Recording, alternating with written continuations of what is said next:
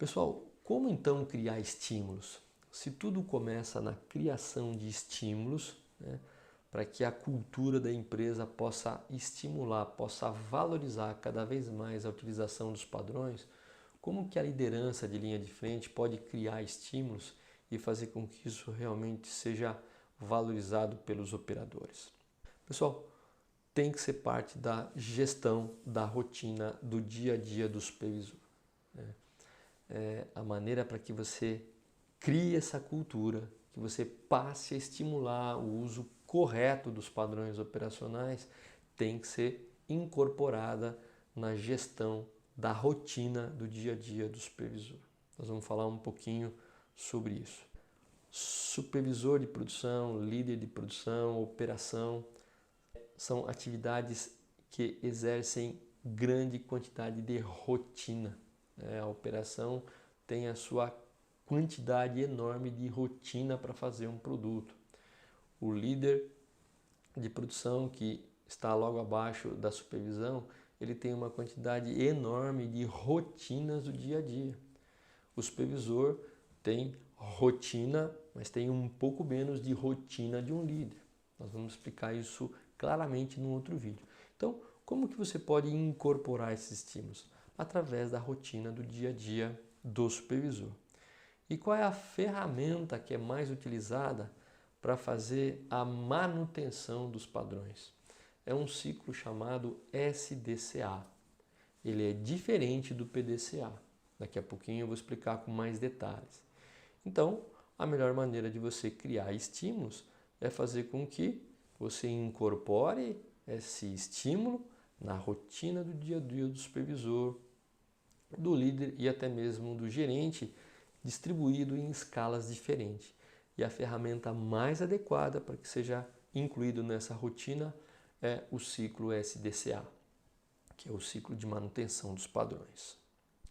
O que é o ciclo SDCA, pessoal? Eu não sei se todos vocês chegaram a utilizar ou conhecer ou já ouviram pelo menos falar. Vou mostrar para vocês o que é um ciclo SDCA. O ciclo SDCA, como eu já disse, é um ciclo de manutenção dos padrões. E eles têm todas essas fases aqui. A primeira fase é a fase de definição do procedimento padrão de trabalho. A segunda parte é treinar os funcionários no procedimento operacional padrão. Terceiro é execução do trabalho de acordo com o padrão.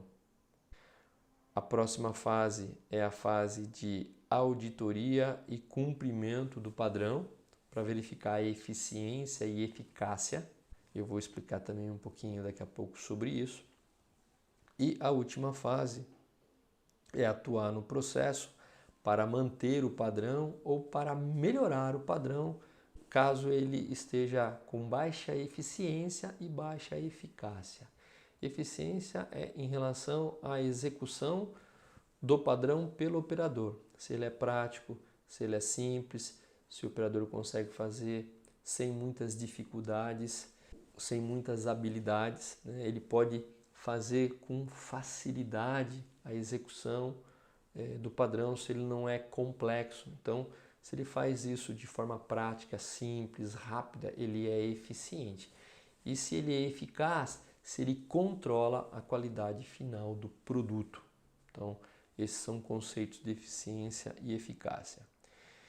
E Vicente Falcone, numa das obras dele que fala sobre gerenciamento da rotina do dia a dia do supervisor, ele fala o seguinte, que as metas de manutenção de padrões, elas são ainda muito mais importantes do que metas de melhoria dos padrões. O que são metas de manutenção? É fazer com que os padrões sejam mantidos no dia a dia para garantir a estabilidade da empresa. E metas de melhoria é a utilização do ciclo PDCA. Você pega um padrão e eleva o padrão de patamar. Então você tem uma operação padronizada e quando você quer elevar a qualidade daquele padrão ou daquele processo que o padrão está instalado, você utiliza um outro ciclo que é chamado PDCA. Agora, o que é muito comum nas empresas?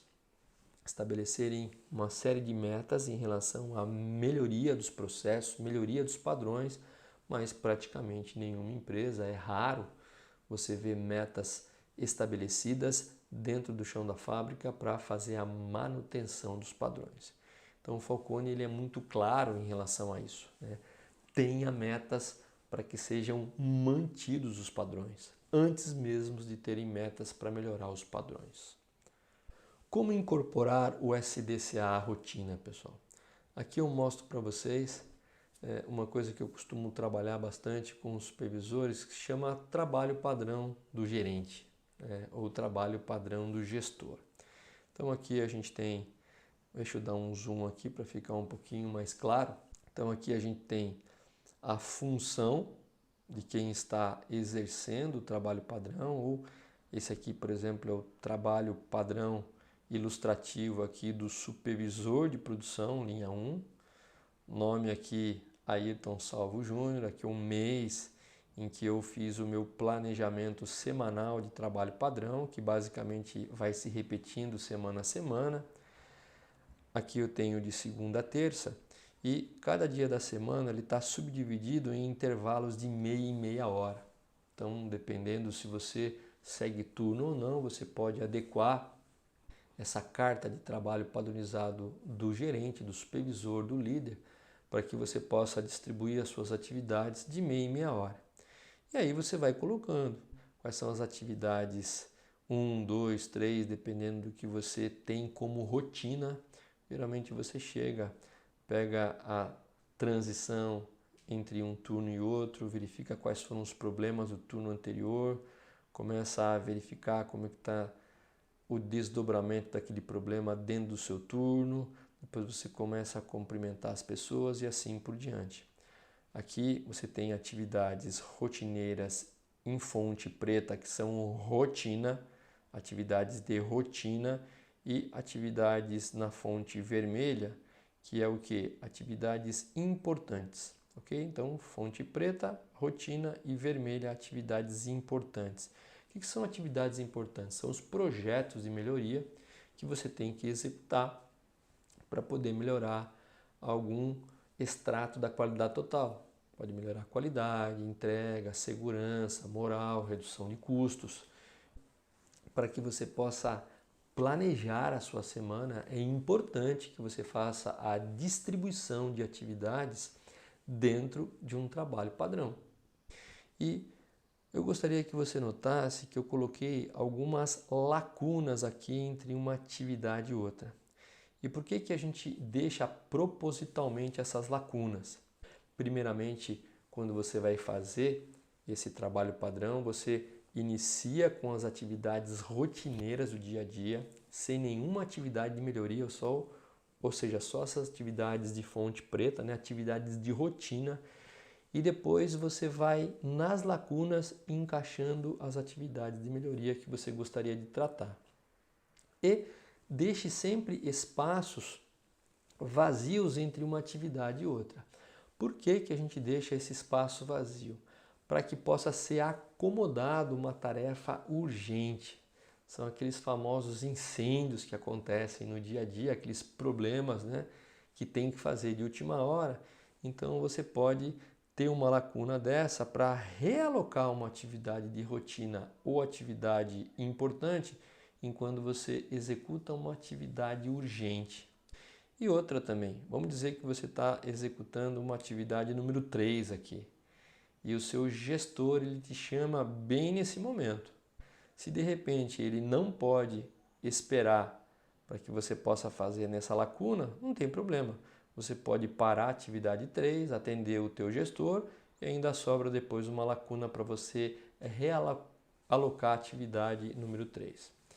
Uma dica importante que eu dou a você é que quando você montar o seu trabalho padrão, dê sempre uma cópia para o seu gestor.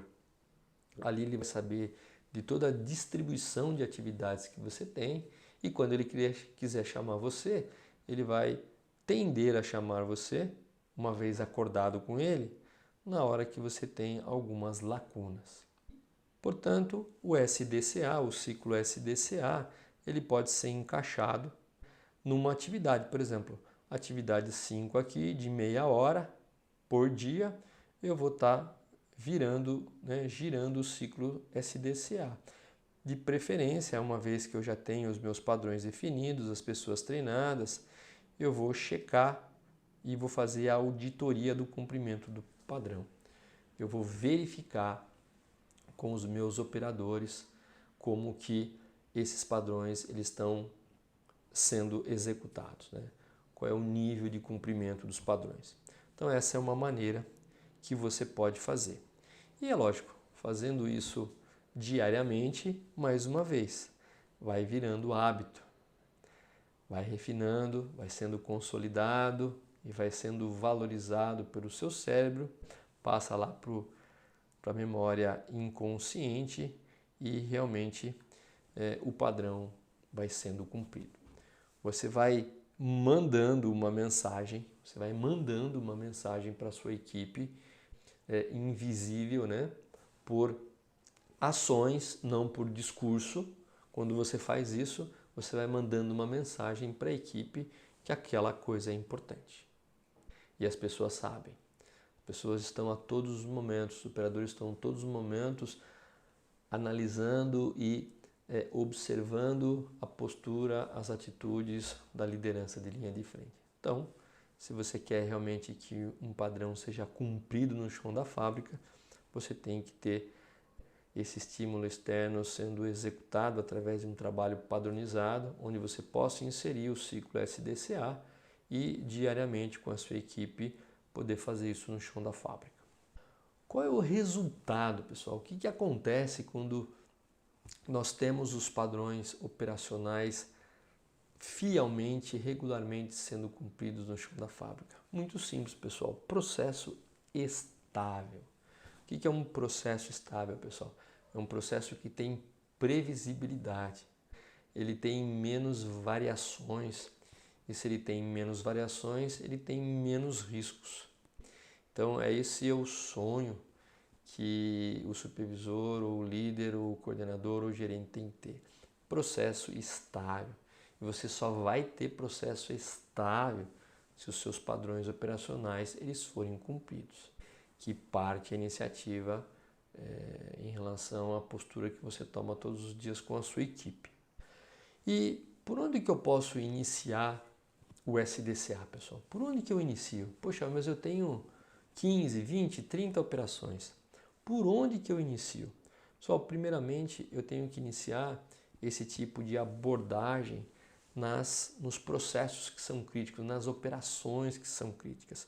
Então eu posso estar mapeando as minhas operações, os meus processos, sendo verificado quais são os processos com maiores índices de PPM, de rejeição, quais são os processos, as operações que têm as maiores reclamações de cliente, quais são aquelas características de produto que saem mais fora da especificação do cliente, quais são aquelas operações mais geradoras de scrap, mais geradoras de retrabalho.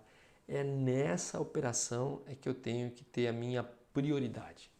Okay? Então eu começo a fazer uma verificação dos padrões nessas operações que através dos relatórios da qualidade e no meu dia a dia, né, eu consigo saber aonde é o meu foco, onde eu tenho que concentrar as minhas atenções.